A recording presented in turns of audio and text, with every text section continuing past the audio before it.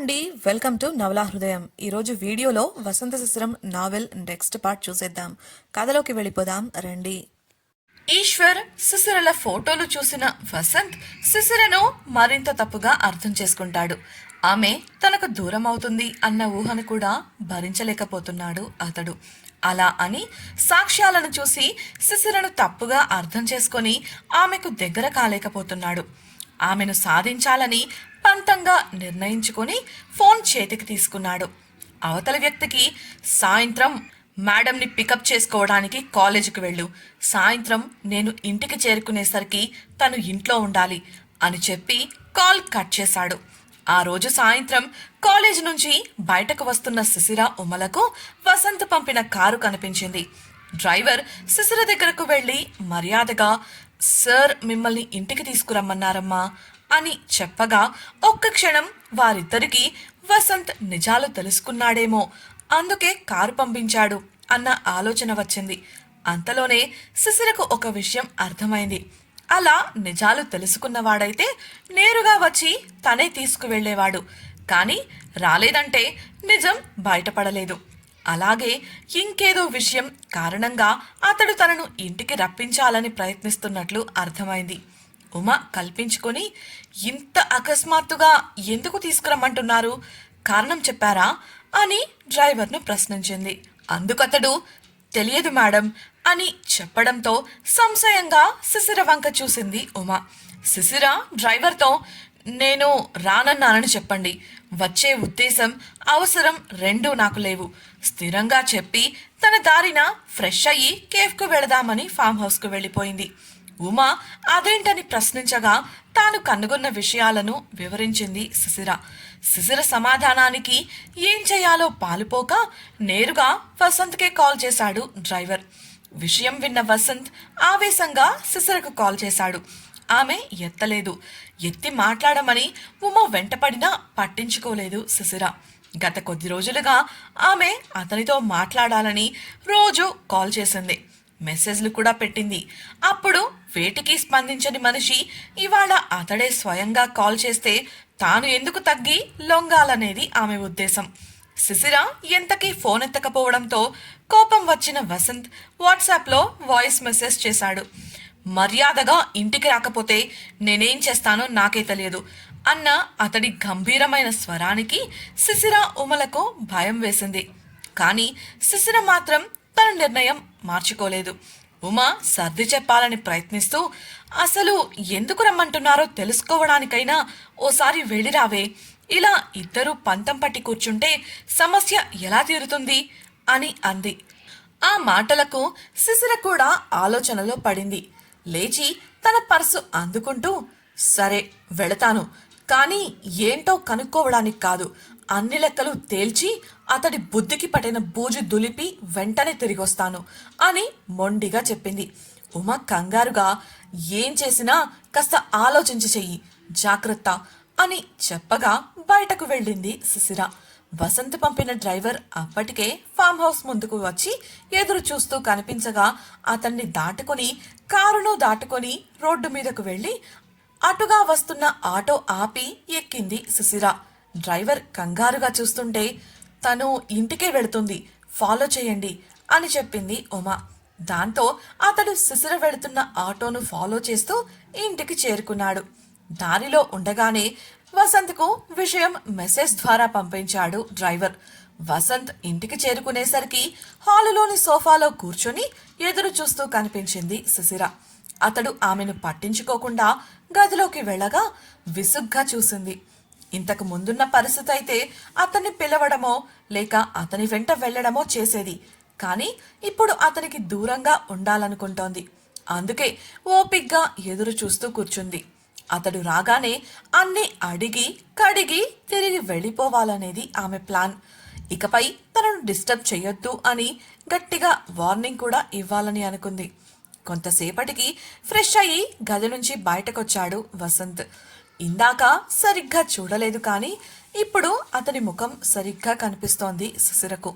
కళ్ళ చుట్టూ వలయాలతో సీరియస్గా చూస్తూ భయం కలిగించేలా కనిపిస్తున్నాడు వసంత్. అతడు వచ్చి తనతో మాట్లాడతాడు అనుకుంటూ అతడినే చూస్తున్న సుశీర ఊహలకు వ్యతిరేకంగా ఆమెను దాటి డిన్నర్ టేబుల్ వద్దకు వెళ్ళాడు వసంత్. ఛాయ అప్పటికే అతడికి వడ్డించడం కోసం సిద్ధంగా నిలబడి ఉంది. ఆమె కూర ప్లేట్లో పెట్టడమే ఆలస్యం. అక్కడున్న గిన్నెలపై మూతలు తీసి చూశాడు వసంత్. ఆ వెంటనే కోపంగా సుశీర వంక చూస్తూ, భర్తకు వండి పెట్టాలన్న చిన్న విషయం కూడా నేర్పలేదా మీ అమ్మా నాన్న? ఇదేనా నీ జ్ఞానం, వారి పెంపకం అని అరిచాడు. తనను అన్న మౌనంగా ఉండేదేమో కాని తన తల్లిదండ్రులను వాళ్ల పెంపకాన్ని నిందించడంతో కస్సుమని లేచింది సుశీర. మా అమ్మా నాన్నలను అనే అర్హత మీకు లేదు, మర్యాదగా మాట్లాడండి అంటూ విసవిస డైనింగ్ టేబుల్ వద్దకు కోపంగా వెళ్ళింది. వసంత్ చిరాకుగా చూస్తూ, అయినా వాళ్లను అని ఏం లాభంలే, నువ్విలా ఉన్నావు కాబట్టే వాళ్ళు చేతులెత్తేసి నిన్ను పట్టించుకోకుండా వదిలేశారు. వాళ్ళందరూ సరిగ్గానే ఉన్నారు, నువ్వే ఆ ఇంట్లో తప్పుగా పుట్టావు. ఆవేశంలో తాను ఏమంటున్నాడో మరచి అరిచాడు వసంత్. ఆ మాటలు సుశీర ఆత్మాభిమానాన్ని దెబ్బతీయడంతో వసంత్ చెంప చెళ్ళుమనిపించింది. అతని కళ్ళల్లోకి సూటిగా చూస్తూ వేలు చూపిస్తూ, నా గురించి తెలియకుండా జడ్జి చేసే అర్హత మీకు లేదు, మాటలు జాగ్రత్తగా రానివ్వండి అని స్థిరంగా చెప్పింది. అప్పటికే ఛాయ అక్కడి నుంచి ప్రక్కకు జారుకుంది. సుశీర కోపాన్ని చూసిన ఆమెకు భయం వేసింది. వసంత్ అహం దెబ్బతినడంతో ఆవేశంగా సుశీర గొంతు పట్టుకున్నాడు. అతడి పిడికిలి నుంచి బలంగా విడిపించుకొని అతడి చేతిని విదిలించి కొడుతూ, ఇలా చూడండి, మీరు రమ్మన్నారని నేనిక్కడికి రాలేదు. ఆఖరిసారి నేను చెప్పాలనుకున్నది చెప్పి వెళ్ళడానికి వచ్చాను. మీరు ఏ ఏ పనులైతే నేను చేశాను అని నమ్ముతున్నారో అందులో ఏ ఒక్కటి నేను చెయ్యలేదు. నాకు అటువంటి అవసరం కూడా లేదు. మీరు నా గురించి ఏమనుకుంటున్నారు అన్నది కూడా నాకు అనవసరం. మీరు నా జీవితంలోకి రావడం వల్ల నా సమస్యలు పెరిగాయి తప్ప మీరేదో నన్ను ఉద్ధరించినట్టు మహానుభావుడిలా ఫీల్ అయిపోకండి. నమ్మకం లేని బంధంలో ఉండటం నాకు ఇష్టం లేదు. మీ లైఫ్ మీ ఇష్టం, మీకు నచ్చింది చేసుకోండి. ఇంకెప్పుడు నాకు ఫోన్ చేయడం కానీ నన్ను డిస్టర్బ్ చేయడం కానీ చేయకండి. ఇది చెప్పడానికే వచ్చాను. గుడ్ బై అని చెప్పి అక్కడి నుంచి వెనుతిరిగి వెళ్ళింది సుశీర. ఆమె ద్వారాన్ని కూడా చేరకముందే వసంత్ ఆమెను చేరుకొని బలంగా ఆమె చెయ్యి పట్టుకున్నాడు. వదలండి అని సుశీర గింజుకుంటున్నా కూడా వినకుండా లాక్కు వెళ్లి విసురుగా ఆమె గదిలో మంచంపై తోశాడు. సుశీర కోపంగా, మీకు పిచ్చి పట్టిందా? మీకు నన్ను చూడటమే ఇష్టం లేనప్పుడు ఎందుకిలా ఆపుతున్నారు? నన్ను వెళ్ళనివ్వండి అని అరవగా ఆవేశంగా వేలు చూపిస్తూ, నీ ప్లాను నాకు తెలియదు అనుకుంటున్నావా? నువ్వు ఎన్ని నాటకాలాడినా ఈ జన్మకి నేనే నీకు మొగుణ్ణి. నువ్వు అనుకున్నది ఎప్పటికీ జరగనివ్వను. అదే నేను నీకు వేసే శిక్ష. బుద్ధిగా ఇక్కడే ఉంటూ ఇంటి పని వంట పని చూసుకో. నా పెళ్ళాంగా బ్రతకడమే నీకున్న ఒకే ఒక్క మార్గం. తప్పించుకోవాలని ప్రయత్నిస్తే పరిణామాలు తీవ్రంగా ఉంటాయి అని వార్నింగ్ ఇచ్చి తలుపు లాక్ చేసి వెళ్ళిపోయాడు వసంత్. సుశీరకు ఏమని అనాలో అర్థం కాలేదు. తలుపు తెరవమని దబదబా బాధింది. కాని ఎటువంటి ఉపయోగం లేకుండా పోయింది. ఏమీ చెయ్యలేక నిస్సహాయంగా చేతుల్లో ముఖాన్ని దాచుకుంది. ఆ వెంటనే తల పట్టుకుంది. బయటకు వెళ్లిన వసంత్ ఆవేశంగా స్టడీ రూమ్కు వెళ్ళగా ఛాయ మెల్లగా వంటగదిలోకి వెళ్లి సౌమ్యకు మెసేజ్ చేసింది. వసంత్ సుశీరను ఇంటికి తీసుకొచ్చాడని ఆమె చెప్పేది కూడా వినకుండా ఆమెతో గొడవపడి గదిలో పెట్టి బంధించాడని తెలుసుకొని త్వరలో తను అనుకున్నది సాధించబోతున్నానని సంతోషపడింది సౌమ్య. మనసులో, పిచ్చి వసంత్, నిన్ను బోల్తా కొట్టించడం ఇంత సులభమవుతుందని నేను అస్సలు ఊహించలేదు. ఈ ఒక్క స్టాంపు నేను నకిలీ చేయించడం వల్ల నాకు ఇంత లాభం కలుగుతుందని కల్లో కూడా అనుకోలేదు అంటూ చేతిలోని రబ్బర్ స్టాంపును చూస్తూ నవ్వుకుంది. మరోవైపు స్టడీ రూమ్లో ఉన్న వసంత్ దీర్ఘాలోచనలో ఉన్నాడు. సుశీరతో సంతోషంగా గడిపిన క్షణాలు, ఆమె సున్నితత్వం, అమాయకత్వం, ఆ వెంటనే కాసేపటి ముందు ఆమె తనతో ప్రవర్తించిన తీరు, మాట్లాడిన మాటలు అతన్ని ఉక్కిరి బిక్కిరి చేశాయి. ఇప్పుడు అతని ఆలోచనలు కేవలం సుశీర తనకు దూరమవుతుంది అన్న దిశగానే సాగుతున్నాయి. అలా జరగకూడదు అనుకుంటుండగా అతనికి ఆమె స్థిరంగా నేను ఈ పనులేవి చెయ్యలేదు అని చెప్పిన మాటలు జ్ఞాపకం వచ్చాయి. ఒకవేళ ఇన్వెస్టిగేషన్లో ఏదైనా పొరపాటు జరిగిందా అన్న అనుమానం మొదలై వెంటనే ఫోన్ అందుకొని గగన్కు కాల్ చేశాడు వసంత్. చెప్పండి బాస్ అన్న గగన్ను, శిశిర గురించి నువ్వే స్వయంగా వివరాలు సేకరించావా? నువ్విచ్చిన సమాచారం పట్ల నువ్వు 100% షూర్గా ఉన్నావా? సూటిగా అడిగాడు వసంత్. గగన్, అవును బాస్, ఏదైనా సమస్య? నేనే స్వయంగా సేకరించిన సమాచారం అది. మీరు చెప్పారని నేను ఆ పనిని వేరే వాళ్లకు అప్పగించకుండా నేనే చేశాను అని సమాధానం ఇవ్వడంతో వసంత్ ముఖంలో విసుగు తొంగి చూసింది. వేరే ఎవరైనా అయితే పొరపాటు చేసే అవకాశం ఉంది. అటువంటప్పుడు శిశిర తప్పు చేసి ఉండదు అని ఎక్కడో ఉన్న ఆశ ఇప్పుడు ఆవిరైంది. కానీ గగన్ ఏ విషయమైనా చాలా పక్కాగా చేస్తాడు కాబట్టి ఇక శిశిరకు సుముఖంగా ఆలోచించే అవకాశమే లేకుండా పోయింది వసంత్కు. శిశిర తప్పు లేదు అని తెలుసుకోవాలని అతడు చేసిన ప్రయత్నం అతని మనసుకే గాయం చేసింది.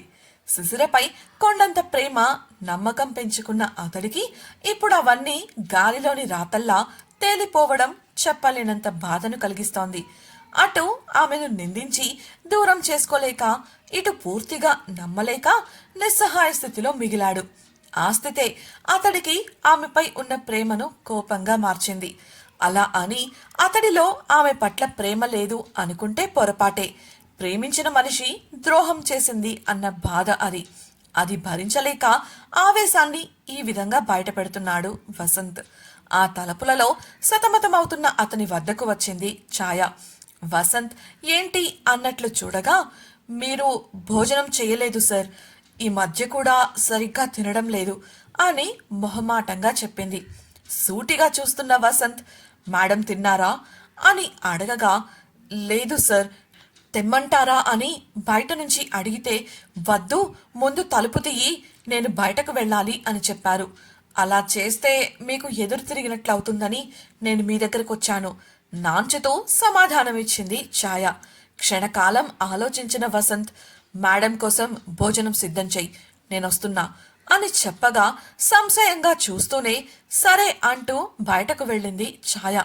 వసంత్ డైనింగ్ టేబుల్ వద్దకు వెళ్లేలోపు అతడు చెప్పినట్లే భోజనం ట్రేలో భోజనం సిద్ధం చేసి పెట్టింది. ఆ ట్రే తీసుకుని నేరుగా శిశిర గదికి వెళ్ళాడు వసంత్. ఇదేంటి, కొంపతీసి ఇప్పుడు మళ్ళీ కలిసిపోతారా ఏంటి? వెంటనే మేడంకి చెప్పాలి అంటూ వంటగది వైపు 4 అడుగులు వేసింది ఛాయ. అంతలోనే ఆగి, లేదు లేదు, ముందు అసలేం జరుగుతుందో చూద్దాం, అప్పుడు ఏం చేయాలో చేస్తా అనుకుంటూ డైనింగ్ టేబుల్ వద్ద నింపి ఉన్న నీళ్ల బాటిల్ అందుకుని మెట్లు ఎక్కింది. గదిలో కూర్చొని విసుగ్గా ఆలోచిస్తోంది శిశిర. వసంత్ ఇలా తనను ఇంట్లో బంధించడం ఆమెకు సుతారం నచ్చలేదు. ఎలా అయినా బయటపడాలి అన్న ఆలోచనలో ఉంది. సరిగ్గా అప్పుడే తలుపు తెరుచుకున్న శబ్దం వినపడి ఆశగా లేచి నిలబడింది. వసంత్కి నిజం తెలిసి ఇలా తలుపు తెరిచాడేమో అనుకుంది. భోజనం ప్లేట్తో దర్శనం ఇచ్చిన అతడి వంక సంశయంగా చూసింది. వసంత్ మౌనంగా భోజనం ప్లేట్ను అక్కడున్న బల్లపై పెట్టి ఆమె వంక కూడా చూడకుండా వెనుతిరిగాడు.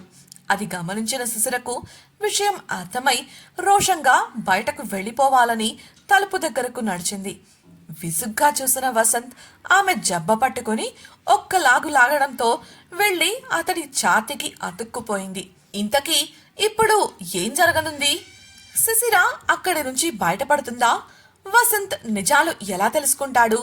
వసంత్ శిశిర కోసం భోజనం తీసుకెళ్లినట్లు సౌమ్యకు తెలిస్తే ఏం జరుగుతుంది? తన వల్ల శిశిరకు సమస్యలు వచ్చాయని ఈశ్వర్ తెలుసుకుంటే ఏం జరుగుతుంది? తెలుసుకోవాలనుకుంటున్నారా? అయితే ఛానల్ను సబ్స్క్రైబ్ చేసి వసంత శిశిరం నెక్స్ట్ పార్ట్ వినేయండి. అలాగే మీకు ఈ వీడియో నచ్చినట్లయితే లైక్ చేసి మీ సన్నిహితులకు షేర్ చేయండి. మీ అభిప్రాయాలను మాతో పంచుకోవడం కోసం కామెంట్ సెక్షన్లో తెలియజేయగలరు. ఇట్లో మీ నవలా హృదయం team. Thank you for listening.